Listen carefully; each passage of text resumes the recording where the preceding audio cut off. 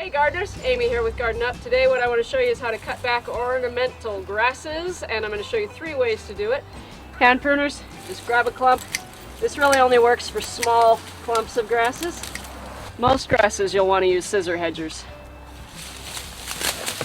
Just cut, and I pull to get the grass out of the way. And I can see what I'm doing. There we go, right down to the base. Done. Now just clean up. If your hedger has one of these sweeper things, you want to take it off because otherwise it'll catch on the grass and you won't be able to get all the way through. Also, obviously, take off your safety guards. Get as low to the ground as you can.